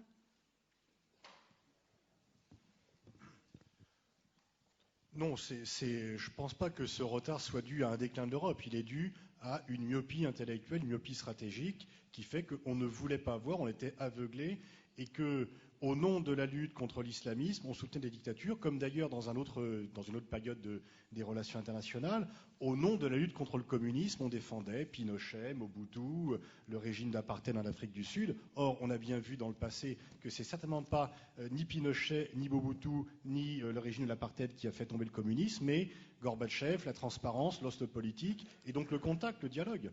Et on recommençait les mêmes erreurs de réorientation déjà, de substituer islamisme à communisme en faisant un bloc identique comme on faisait du communisme et en s'alliant avec des régimes qui n'avaient rien à voir avec nos valeurs pour lutter contre un ennemi en grande partie grossi et en grande partie que l'on avait nourri nous-mêmes par notre politique. Donc je crois que c'est lié. Il y a cette tendance structurelle au déclin relatif du monde occidental, mais là c'était vraiment un aveuglement volontaire, politique, et le printemps arabe a été un réveil, un wake-up call, un réveil vraiment pour les Européens et Occidentaux qui s'endormaient dans une sorte de fantasme stratégique confortable parce que on commençait pendant environ 10 ans, nos catégories mentales majeures étaient le bien, le mal, eux et nous, comme dans d'autres périodes de l'histoire. Et bien sûr, on ne peut jamais réfléchir au monde dans sa complexité, dans sa diversité, quand on réfléchit en catégories binaires, le bien, le mal. Hay dos preguntas que vienen del público que van en la misma dirección, pero hechas a personas diferentes. Voy a poner la pregunta y luego voy a decir, está claro a quién va orientado. ¿Está la Unión Europea preparada para tener como interlocutores a movimientos, partidos islamistas en el mundo árabe? Creo que el señor Burkhardt nos debe contestar por la parte europea francesa, pero hay una específica dirigida también en el caso de España. Si sigue creyendo que los fantasmas del islamismo en la opinión pública van a afectar el desarrollo de nuestra reacción ante las revueltas. Empezamos, si les parece, por Francia, seguimos por España.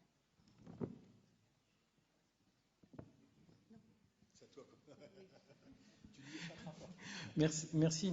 Il me semble avoir répondu que, en tout cas, du point de vue français, j'avais écouté avec le mot m'a manqué, avec une infinie fierté. J'ai dit d'ailleurs publiquement, c'est la première fois que mon identité de chercheur se réconcilie avec mon identité administrative de fonctionnaire du ministère des Affaires étrangères. J'ai entendu avec une infinie fierté Alain Juppé, il y a 15 jours, dire que oui, il fallait que nous fassions l'effort intellectuel qui allait nous permettre non pas de nous soumettre ou d'acheter tout ce que veut dire l'autre, mais d'être capable de l'avoir dans la même pièce. Je vous rappelle quand même que moi, il se trouve que j'ai un passeport bleu diplomatique. L'autre jour, j'étais à Qatar. Mon téléphone a sonné quand je suis arrivé. On m'a rappelé, je ne vais pas entrer dans les détails, que je n'étais pas supposé serrer la main à un des participants de la conférence parce que les diplomates français n'ont pas le droit de serrer la main d'un membre du mouvement Hamas. Cette frontière n'a pas encore été franchie. Nous ne parlons toujours pas aux vainqueurs des urnes de 2006 en Palestine.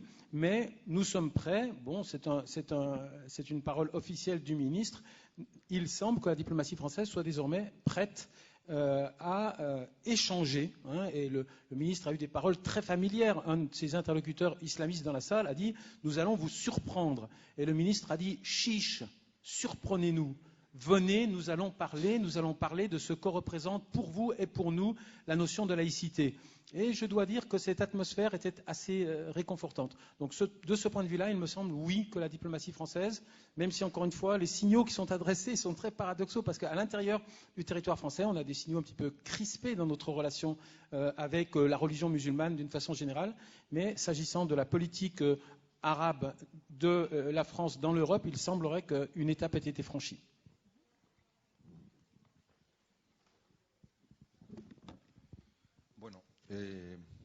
Yo estoy completamente de acuerdo con lo que se ha dicho por quienes me han precedido en el uso de la palabra respecto del temor que despierta en Europa en general el desconocimiento profundo hacia el Islam. Es verdad. Yo mismo escribí un libro hace bastantes años ya que llevaba por título El islamismo contra el Islam. Y también trataba de explicar que la primera víctima del radicalismo son los musulmanes en general, la aplastante mayoría de los musulmanes moderados. Pero hay que negarse a decir musulmán moderado, porque es que parece como si hubiese otros que no lo son. Es decir, los radicales, los extremistas, también tienen grados, ¿no? Y desde luego los movimientos islamistas también tienen diferencias ideológicas profundas.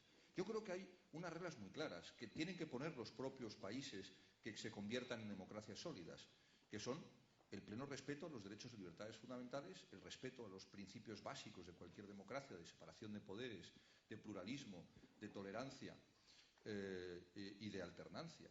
Y obviamente no utilizar la democracia para llegar e instalarse en el poder y no marcharse nunca más. Y después, si los votos de las personas les dan el poder, de acuerdo. Pero hay que recordar que para que una democracia sea democracia no basta con convocar al pueblo cada 4 años a la democracia. He dicho algunos de esos principios, pero es que es muy importante tenerlo en cuenta. La separación de poderes implica una justicia independiente.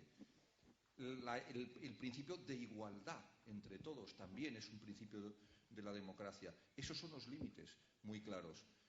Y obviamente el de la violencia y el del terror. Quienes apoyen la violencia y el terror, y no podemos entrar en la dinámica, que me parece que es un discurso tan viciado como todos los demás que todos hemos denunciado a lo largo de esta mañana aquí, el decir que la violencia es consecuencia de una previa violencia o de una previa injusticia. Hay que juzgar, por decir lo que decía Pascal Bonifaz, las consecuencias de la violencia son condenables. Igual que está el temor al islamismo, se ha mencionado aquí antes el temor que hay en Europa a una llegada masiva de inmigrantes, que en parte se está produciendo por los ataques que está habiendo en Libia, etcétera. ¿Cómo se ve desde Marruecos? ¿Cuál es la postura que deben tomar los países del sur del Mediterráneo para hablar con la Unión Europea y tratar de manejar este problema que es conjunto? No es un problema, es una cuestión que nos afecta a todos y que hay que tratar conjuntamente. Je voudrais peut-être une petite remarque sur l'islam qui est souvent diabolisé, mais je vais passer pour répondre à votre question. Souvent, nous avons tendance à croire que seuls les mouvements Takfir ou les Hijra ou les djihadistes sont les seuls qui menacent la démocratie ou ont instrumentalisé l'islam. N'oublions pas que dans la quasi-totalité des pays dont nous parlons, ce sont d'abord les dirigeants qui ont instrumentalisé l'islam. Et donc, ce que nous défendons au nom de la démocratie, c'est de libérer l'islam de la instrumentalisation, quelle qu'elle soit, et que l'islam soit respecté comme une croyance, comme une religion, qui a le droit d'évoluer comme ont évolué toutes les religions. Ce n'est pas l'islam qui est bloqué, c'est le politique qui a bloqué l'islam depuis des siècles. Par rapport à votre question, il y a deux niveaux de réponse. Le premier, l'Union européenne est liée aux pays du Sud par des accords. Avec le Maroc, le statut avancé. Si l'Europe voulait, et le Maroc voulait, appliquer les clauses de l'accord, un accord c'est un contrat volontairement conclu dans lequel les deux parties s'engagent à respecter. Alors respectons les clauses du statut avancé. Qu'est-ce qu'elles disent? Le rapprochement des économies, le co-développement, le développement d'un marché commun et la convergence des acquis communautaires. Et le Maroc a signé pour que la justice, pour que les institutions aillent progressivement pour se rapprocher le plus possible de ce qui se passe en Europe. Ce n'est pas l'Europe qui a imposé au Maroc, c'est le Maroc qui a accepté. Cela doit être accompagné par des moyens financiers, par des moyens économiques et par aussi aider des pays comme le Maroc, comme l'Égypte, comme la Tunisie et d'autres à atteindre ce qu'on appelle aujourd'hui les effets de la transition démographique. En quoi ça consiste? Aujourd'hui, 54% de la population marocaine a moins de 32 ans. 54%. 42% ont moins de 24 ans. Ça veut dire que pendant 20 ans, le Maroc aura un grave problème d'arrivée de 220 000 nouveaux demandeurs d'emploi sur le marché, pendant que l'économie marocaine n'en crée que 130 000. Ça veut dire que chaque année, au Maroc, il y a plus de 120 000 chômeurs, plus un stock qui existe depuis 10 ans de 170 000. Le Maroc ne peut pas s'en sortir tout seul. Si effectivement, pendant 20 ans, l'Europe n'aide pas le Maroc, la Tunisie et l'Égypte, parce que dans 20 ans, qu'est-ce qui va se passer? La pyramide s'inverse. 60% des Marocains auront plus de 50 ans. Et si nous continuons, nous allons atteindre... Vous savez qu'aujourd'hui, en France, il n'est plus d'enfants qu'au Maroc pour une maman. Aujourd'hui, au Maroc, 1,9 enfants pour une femme. En France, la tendance, 2,1. Il y a 20 ans au Maroc, c'était 3,6. Et ça, l'Europe ne veut pas le connaître, mais beaucoup de Marocains ne le monnaient pas en termes de négociation. Qu'est-ce que c'est qu'un accord? C'est une négociation pour des intérêts mutuellement partagés et mutuellement compris. Nous avons besoin de l'Europe et l'Europe a besoin de nous. Nous sommes contre l'immigration clandestine, bien entendu. Mais nous voulons, que les immigrés marocains, ils sont espagnols, c'est leur droit le plus absolu. Moi, je suis contre ceux qui veulent instrumentaliser les Marocains. Il est espagnol depuis 30 ans, on dit il est marocain. Il est espagnol, il est marocain. Mais il a le droit d'être espagnol sans être marocain. Mais en même temps, parce qu'il a une culture marocaine, il doit être respecté en Espagne. Charge à lui de respecter les institutions et les lois espagnoles. Deuxième élément, effectivement, il ne peut pas y avoir de développement sans lutte contre l'alphabétisme, sans développement social, de l'infrastructure, mais aussi cette création d'emplois. Au Maroc, cela commence à se faire. En Tunisie, ça commence à se faire depuis, en gros, la fin des années 90. Ce n'est pas suffisant. Ce n'est pas normal qu'à partir de 1988, les pays, la Pologne, la Hongrie, la Tchéquie, la Slovaquie, avaient reçu 34 à 38 dollars par habitant de financement européen. Les pays du Sud, le Maroc, la Tunisie, n'en reçoivent que 6 depuis 1995. 6,36. 6 fois 6 égale 36. C'est énorme. Je ne dis pas qu'il faut donner de l'argent, je veux dire qu'il faut un co-développement, parce qu'on ne peut pas passer dans les pays du Sud d'une économie agricole, traditionnelle, paysanne, dans des sociétés bloquées, vers des sociétés qui peuvent tout de suite concurrencer l'entreprise européenne. Et on nous parle de la compétitivité, de l'efficacité, des slogans qui ne veulent rien dire. Comment peut-on être efficace et compétitif quand on n'a pas de culture d'entreprise? Une culture d'entreprise, elle ne se décrète pas. Ce n'est pas une pluie qui tombe, ce n'est pas un décret qui est signé. C'est une culture qui se développe.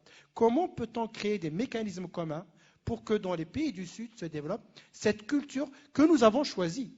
Ce n'est pas l'Europe qui a imposé. Nous avons choisi. Mais si nous avons choisi, il y a, comme pour tout problème, des périodes de transition. Nous parlons de l'Europe, comment de l'Espagne, du Portugal, de la Grèce, comment ils étaient avant 1975, comment le Portugal était avant la révolution des œillets. La Grèce aujourd'hui. Par conséquent, si nous voulons un avenir commun, il faudrait qu'il y ait dans cet avenir commun des instruments qui peuvent aider tout le monde à travailler plus, pour travailler mieux, pour se développer plus. Il ne s'agit pas de donner de la charité, mais de donner à des sociétés qui ont les compétences, le moyen d'aller plus vite, d'aller plus loin pour un meilleur commun. Sinon, il n'y a pas que l'immigration qui va poser problème. Il y a la culture du cannabis, il y a la drogue. Je n'ai pas de tabou, moi je peux parler de tout. Parce que tout, effectivement, est un problème de négociation et un problème de déblocage des sociétés pour aller plus loin. On ne peut pas lutter contre le cannabis quand on permet à un paysan d'avoir 300 dirhams, 30 euros par an, là où il pouvait avoir 3 000 euros. Ce n'est pas possible. Ce n'est pas possible. Pourquoi un paysan qui cultive du cannabis va-t-il accepter de descendre d'un revenu de 3 000 euros à un revenu de 30 euros? Pourquoi il va le faire en tant qu'individu? Donc il est absolument du devoir de ce partenariat dans lequel nous sommes, Union pour la Méditerranée, statut avancé, Maroc et Union européenne, de créer les instruments pour qu'il y ait effectivement ce qu'on appelle, et je n'invente rien, ce décollage. Merci.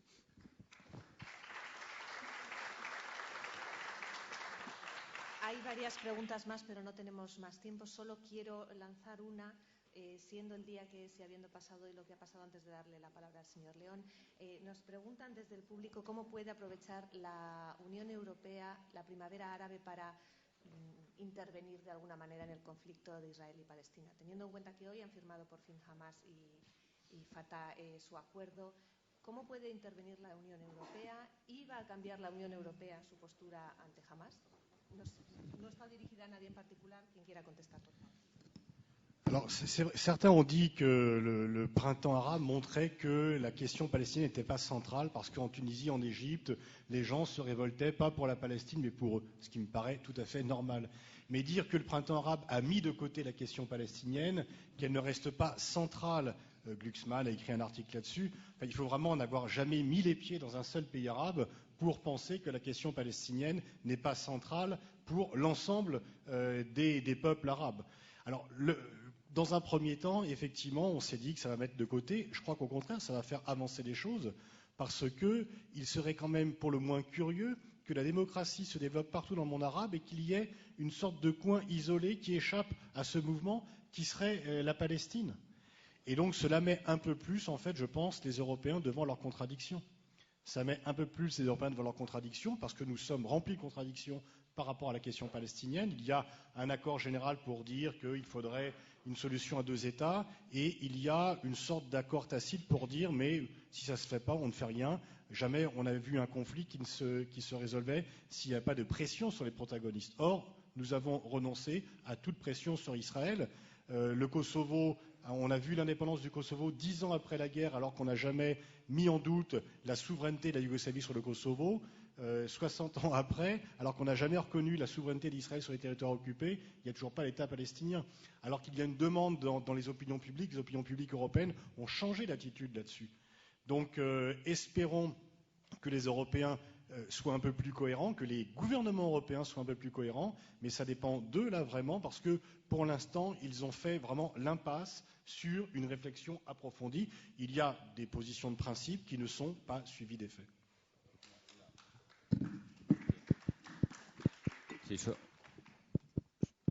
Sí, solo un apunte complementario visto desde el sur, ¿no? desde Egipto. A mí me parece que sabemos que todo proceso de democratización supone la emergencia de la opinión pública como un factor determinante de la política de los países, ¿no?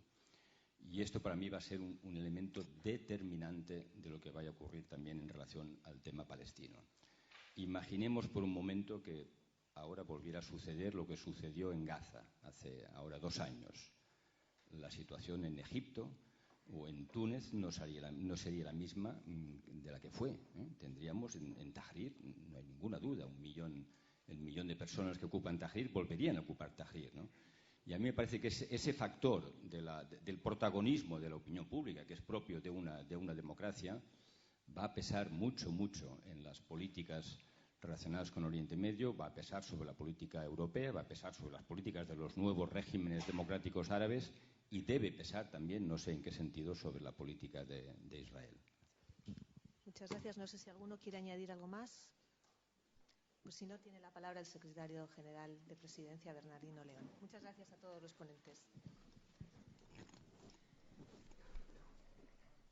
Querido embajador, embajadores, autoridades, amigas y amigos, me han pedido que haga una intervención de clausura centrada en los temas que se han tratado en el último debate.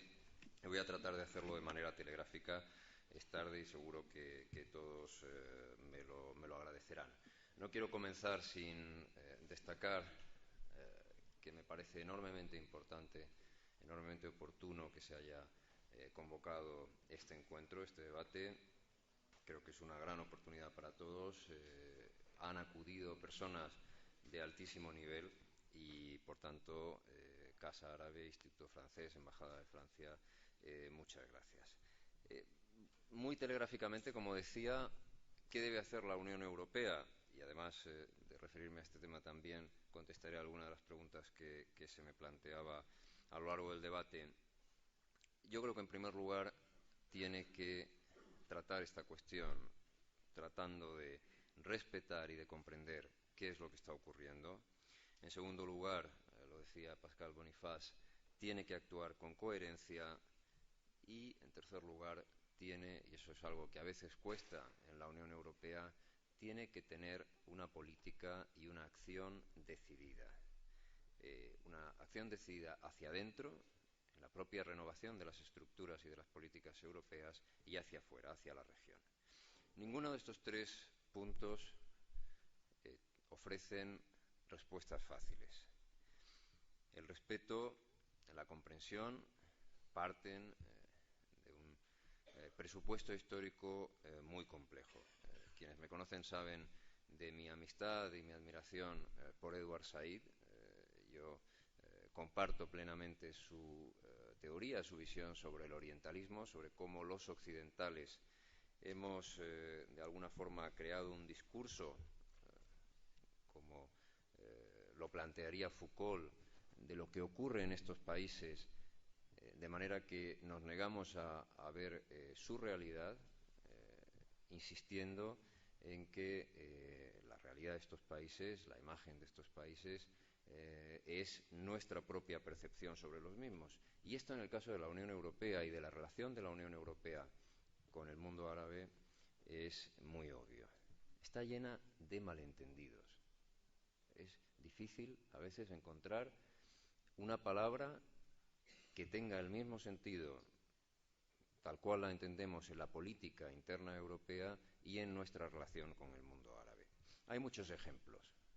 En los años 70, crisis energética, y surge el diálogo euroárabe. Pero todos los que conocen bien la historia saben perfectamente que aquello de diálogo como lo entendemos en Europa, tenía muy poco.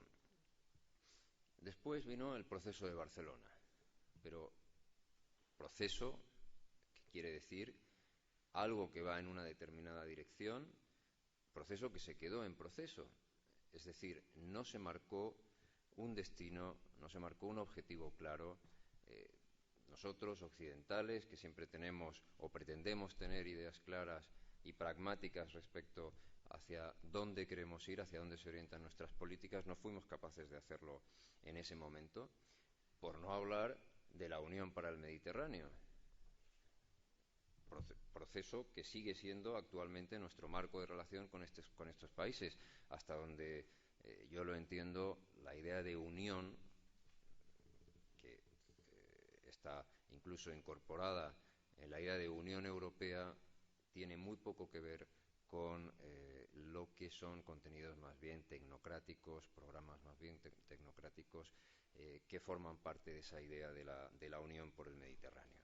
El libre comercio, la libertad, todas esas ideas o políticas que se han ido aplicando a lo largo de la historia de la Unión Europea, pero que cuando se aplican a este mundo tienen, al mundo árabe, al mundo mediterráneo, tienen unas limitaciones muy claras, como es, por ejemplo, hablar de libre circulación de mercancías, que tampoco existe, por cierto, pero con enormes limitaciones cuando se trata de la libre circulación de personas.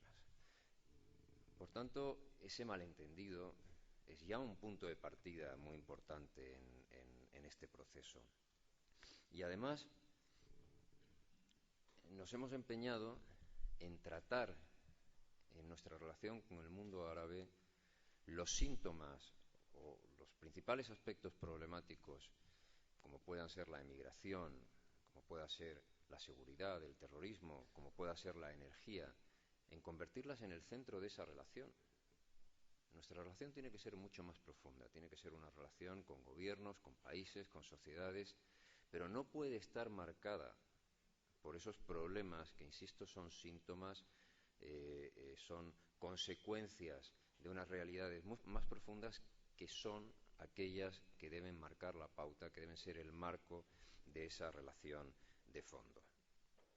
No ocurre esto que parece natural en Europa, no ocurre en otras partes del mundo. Pensemos en Estados Unidos, donde el norte y el sur, con todas las diferencias, ha sabido mantener un rumbo diferente, y hoy no es concebible un presidente de Estados Unidos que no tenga una relación especial con la comunidad hispana de ese país, que no sea capaz de dirigirse a ellos incluso utilizando su propio idioma. Aquí eso es inconcebible. Es inconcebible un político, un primer ministro, un presidente europeo, con la importancia y el peso que tienen las comunidades árabes en muchos de nuestros países, que sea capaz de dirigirse a esas comunidades de esa misma manera, con esa naturalidad con la que sería casi obligado que empezáramos a pensar desde la óptica, desde la política en Europa. Partimos de un presupuesto muy complejo, de una sociedad árabe que se encuentra consigo misma, que recupera la fe en sí misma, frente a una Europa que se encuentra en crisis, y en una crisis de identidad profunda. Hay un libro, yo estoy seguro que en estas jornadas, en este encuentro, se ha citado porque se hace con mucha frecuencia, el libro de Samir Kassir, Considerations sur la malheur arabe. Es un libro, yo lo compré pocos días antes en Beirut, pocos días antes de su asesinato en 2005, un libro que comienza diciendo «Il ne fait pas bon être arabe de nos jours», y un libro en el que se dice «L'impuissance, incontestablement, est l'emblème du malheur arabe aujourd'hui. Impuissance à être ce qu'on pense devoir être. Impuissance à agir pour affirmer votre volonté d'être. Ne serait-ce que comme impossibilité face à l'autre qui vous nie, vous méprise et maintenant de nouveau vous domine». Ese mundo árabe, sobre todo esa juventud árabe a la que se dirigía esencialmente este libro, ahora ha recuperado el orgullo de ser, ya no se siente impotente, y mientras tanto, de alguna forma lo decía Andreu Claret, cuando hablaba de un mundo que se abre y un mundo que se cierra, en Europa empezamos a tener miedo, empezamos a tener complejos, empezamos a sentir que tal vez nuestro proyecto no haya seguido una línea histórica de avanzar siempre, porque en este momento sentimos, con esos cuestionamientos que se hacen del euro, de la integración europea, de si algunos países pueden ser sacados del proyecto europeo, empezamos a pensar que tal vez no vayamos en la dirección adecuada, no estemos siempre en una línea de progreso. El segundo presupuesto, dentro de esa asimetría que existe entre el mundo árabe y la Unión Europea, el segundo presupuesto es el de ya una visión crítica que está muy asentada en estos países. Se ha hecho también alusión a ello a lo largo del debate. Se hablaba de la visión que existía en el mundo árabe de que la Unión Europea era amiga de los enemigos de esas sociedades, y así es. Así que tenemos que hacer un esfuerzo de comprensión y de respeto, y no será fácil. Y para ello tenemos que escuchar, tenemos que esforzarnos en conocer estas sociedades, en conocer estos países, en comprenderlos y hacerlo con humildad. Hace 3 años escribí la introducción de una obra de Edward Said, cubriendo el Islam, Covering Islam, un análisis de cómo los medios de comunicación tratan la cuestión del mundo árabe, y ahí rebatía algo que es un tópico, algo que se repite con frecuencia y que se ha vuelto a repetir hoy aquí, y es esa idea de que en España somos grandes especialistas en el mundo árabe. Es falso. Y cuando se dice que los diplomáticos españoles son muy buenos conocedores del mundo árabe, es falso. Me he sonreído, he mirado a Gustavo. Pasamos nosotros dos por ser grandes especialistas en el mundo árabe, pero no hablamos árabe. No somos capaces de dirigirnos de algo tan sencillo y tan básico que debería ser el presupuesto esencial para ser un arabista, ser capaz de entender y de hablar la lengua.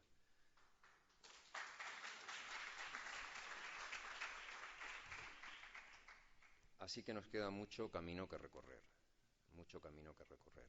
En esa introducción a Covering Islam mencionaba el ejemplo francés, el ejemplo de la Escuela de Lenguas Orientales, donde Colbert ya tuvo la visión hace mucho tiempo de que hacía falta formarnos para entender ese mundo. Probablemente no tenía nada que ver con el enfoque que tenemos que tener hoy día de esa relación, pero ese es un déficit muy importante y es un déficit que existe en España y en general en todos los países europeos.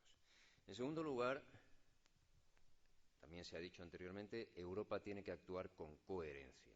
Parece fácil decirlo, pero va a ser enormemente difícil.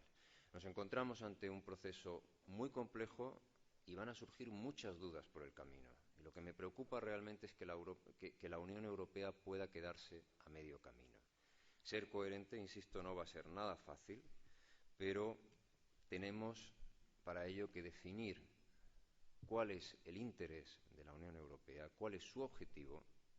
Recuerdo lo que decía anteriormente del proceso de Barcelona, no hablar de procesos, no, definir un objetivo político muy claro y caminar en esa dirección sin dudar, sabiendo las enormes diferencias que van a existir y la pluralidad de procesos a los que nos vamos a enfrentar, pero tenemos que mantener esa línea y no hacer ese ejercicio tan europeo de las medias tintas, de los medios caminos. Y en tercer lugar, la Unión Europea tiene que tener una actitud decidida, tiene que tener una línea política muy clara y eso también requiere adaptar sus propias estructuras. Habría que hacer un enfoque macro y un enfoque micro. El enfoque macro tendría que ser adaptar, en primer lugar, su propia estructura de funcionamiento, ese nuevo Servicio Exterior Europeo creado por el Tratado de Lisboa, a esa realidad, puesto que ahora mismo no es así, adaptar sus instituciones. Hay aquí algunos miembros del Parlamento Europeo, crear dentro de las instituciones europeas espacios de entendimiento, de comprensión, de diálogo, de seguimiento, de acompañamiento de estos procesos. Y también adaptar las grandes políticas europeas, esas que mencionaba anteriormente y que han sido hasta ahora muchas veces la base de nuestra relación con el mundo árabe, la política energética, la política migratoria, la política de seguridad, integrarlas en esa gran política, en esa nueva relación con este mundo, con estas nuevas realidades que se van a dar, que ya se están dando en la región. No se puede decir vamos a apoyar la democracia, vamos a apoyar esos procesos de transición, manteniendo unas políticas concretas en algunos elementos concretos que sean contradictorias. Por tanto, también hay que hacer esa adaptación de las grandes políticas europeas. Y en tercer lugar, adaptar los instrumentos. La Unión Europea cuenta con grandes instrumentos, la política de vecindad, eso que se ha llamado el estatuto avanzado. Esos instrumentos tienen que ser adaptados también a esta realidad. Son demasiado burocráticos, son demasiado, si se me permite utilizar la expresión entre comillas, son demasiado bruselenses. Tienen que ser políticos y tienen que estar adaptados a esa relación política con la región. Pero nos queda un elemento macro que me parece fundamental, y es que los países europeos tienen que dar todo el apoyo a la Unión Europea, a las instituciones europeas, para que puedan desarrollar esa política. Recordemos qué nos ha ocurrido con Libia. Ha surgido la primera crisis grave dentro de este proceso y cada uno ha tirado por su lado. Unos hemos apoyado la intervención, otros no la han apoyado.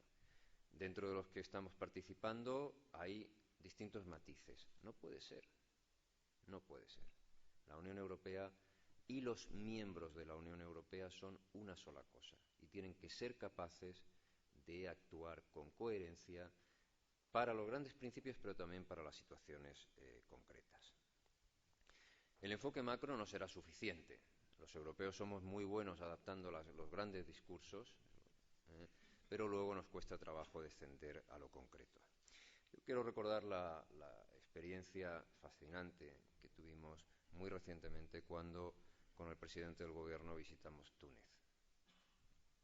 A partir de ese momento ya no valía decir hay que escuchar, no, ya hemos escuchado, porque fue una visita, obviamente nos queda mucho que hacer, nos quedan muchas personas a las que encontrar, a las que escuchar, pero en una larga jornada donde nos encontramos con cerca de 40 personas, actores muy diferentes, de orígenes muy diferentes, sí que pudimos tener la ocasión de tener una idea bastante cabal de qué se quiere. Y se nos plantearon cosas muy concretas, peticiones muy concretas donde se puede prestar un apoyo desde la Unión Europea. Legislación electoral, apoyo a la consolidación de partidos políticos, ayuda en la reforma de lo que algunos interlocutores llamaron obstáculos en la transición democrática. Esos obstáculos que para algunos eran las fuerzas de policía, para otros eran las fuerzas armadas que había que reformar, la judicatura. Sabemos muy bien en España lo complicado que es lidiar con ese tipo de instituciones. Apoyo para unos medios de comunicación que tienen que ser unos cómplices necesarios del proceso democrático. Apoyo, lo decía Andreu Claret, a la sociedad civil y al refuerzo de la sociedad civil. Diálogo con todos los actores, y me sumo a quienes aquí han defendido que hay que hablar con todos, incluidos los islamistas. Por supuesto que hay límites, hay islamistas e islamistas. Creo que Gustavo Ariztegui ha definido bien cuáles pueden ser los límites de ese diálogo, pero hay que recordar que el AKP turco es ya un interlocutor de la Unión Europea y que países como España defienden que Turquía tiene que ser miembro de la Unión Europea. Lo venimos defendiendo desde hace mucho tiempo desde el Gobierno porque pensamos que será un refuerzo fundamental de la Unión Europea para poder tratar con ese mundo árabe y mucho más después de que se ha iniciado ese proceso, llamamos, de las primaveras árabes. Pero nada de esto, ni esos esfuerzos de comprensión, que podían ser más, casi diría, psicológicos, ni las medidas políticas que podamos tomar, servirán para nada si no somos capaces de actuar también desde Europa en el ámbito económico. La situación económica es gravísima. Decía recientemente Juan Goytisolo, recordaba una frase en la que se decía la situación que se vive en Egipto en este momento puede recordar a la idea de que las dictaduras pueden negar la libertad pero ofrecer unas buenas condiciones de vida, la democracia puede dar la libertad pero complicar las condiciones de vida de un pueblo. La dictadura de Mubarak ni daba libertad ni daba prosperidad. Hoy se corre el riesgo de que la democracia sea percibida para muchos en la región como un sistema que está mermando su prosperidad. Se nos ha dado una conjunción muy compleja en la que hay salida de capitales, en la que hay subida de los precios internacionales de los productos energéticos, de los productos alimenticios, problemas para pagar la deuda de estos países, por supuesto un descenso muy grave del turismo, la llegada de refugiados masiva a Túnez, también a Egipto, como consecuencia de la cuestión libia. ¿Y qué están haciendo en Bruselas? Pues, por ejemplo, se plantean una posible ayuda presupuestaria a estos países y entonces viene el funcionario de turno y dice no, es que no hay un programa con el Fondo Monetario Internacional en Túnez y por tanto no se le puede ayudar. Esto no es de recibo. Hace falta también un enfoque político en nuestro apoyo económico a estos países. Voy a dar 3 o 4 ideas nada más de cosas que creo que la Unión Europea tiene que hacer y tiene que hacer de manera urgente, y así lo estamos diciendo desde el Gobierno español.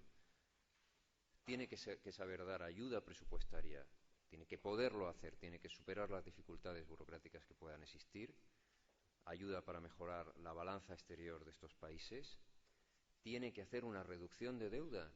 Recordemos cuando se produjo el conflicto de Irak, cómo desde el Reino Unido, desde Estados Unidos, se lanzó una campaña de reducción de deuda. Ahora hay que hacerlo, porque tanto Egipto como Túnez tienen problemas serios en ese sentido. Tenemos que dar apoyo a los bancos centrales de estos países, tenemos que hacer un plan ambicioso con ellos de infraestructuras. De hecho, los planes existen en la mayoría de los casos, lo que hay que hacer es saberlos acompañar, saberlos transformar en realidad, apoyar el empleo y particularmente el empleo de los jóvenes, apoyar a las pequeñas y medianas empresas. La Unión Europea podría crear fondos y así se le ha sugerido desde el Gobierno español para estos 3 puntos: infraestructuras, empleo, sobre todo empleo juvenil y pymes. Hay que hacer un apoyo a la vida urbana, a las ciudades que en todos estos países tienen grandes déficits. Los ciudadanos ofrecen dificultades enormes en su vida del día a día. Y hay que apoyar el sector turístico, que es una fuente fundamental de prosperidad tanto para Egipto como para Túnez y para los demás países de la región. Todos están viendo, después del atentado en Marruecos, existe una gran preocupación también por la previsible caída del turismo en este país. Tenemos que apoyar también la recuperación del turismo y tenemos que hacer programas de seguridad alimentaria, porque también esta es una cuestión importante. Hay que descender a lo concreto. Disculpen que haya sido quizá demasiado preciso, pero es que muchas veces hablamos de estas cosas y luego no nos paramos a reflexionar, a pensar en estos elementos que son fundamentales para que todo esto salga bien. En definitiva, tenemos que saber que tiene que haber un nuevo modelo de relación. Todos los que me han antecedido en el uso de la palabra se han referido de una forma u otra a eso que enunciamos aquí, ese nuevo orden mediterráneo. Y es verdad, hace falta un nuevo orden hecho de sinceridad, hecho de respeto, hecho de comprensión, donde las palabras signifiquen realmente lo que queremos decir con ellas cuando las utilizamos entre nosotros. Si vamos a hablar de una unión por el Mediterráneo, pensemos en un proceso de unión, de integración real. Si vamos a hablar de libertades, que esas libertades sean también reales. Yo creo que en estas jornadas, estos encuentros han sido verdaderamente encuentros, han permitido un diálogo que ha sido fructífero, que ha sido real, con un planteamiento, y hay que felicitar a quienes han estructurado el debate, que no ha sido nada eurocéntrico, ha permitido ir pasando revista a las distintas cuestiones, los orígenes de la primavera árabe, su desarrollo, el papel de la mujer, para dejar para el último debate aquello que es menos importante, que es qué pensamos los europeos sobre estos procesos y qué creemos que tenemos que hacer con estos procesos. Son muchas las preguntas que se han hecho, para algunas se han dado respuestas, para otras no, ha habido acuerdos y desacuerdos, pero desde luego creo que todos estaremos de acuerdo en 2 cosas. En la primera, que ese diálogo entre el sur y el norte es posible, debe ser posible y puede ser muy fructífero. Y en segundo lugar, que estos encuentros han sido un éxito y que hay que felicitar por ello a la Embajada de Francia y a la Casa Árabe. Nada más, muchas gracias.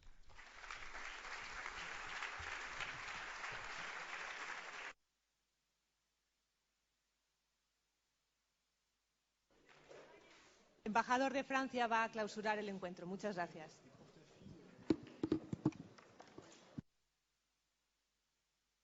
De todos los organizadores, mil gracias a los participantes, al público y a los moderadores. Y quizás dentro de 8 meses otro encuentro de este tipo.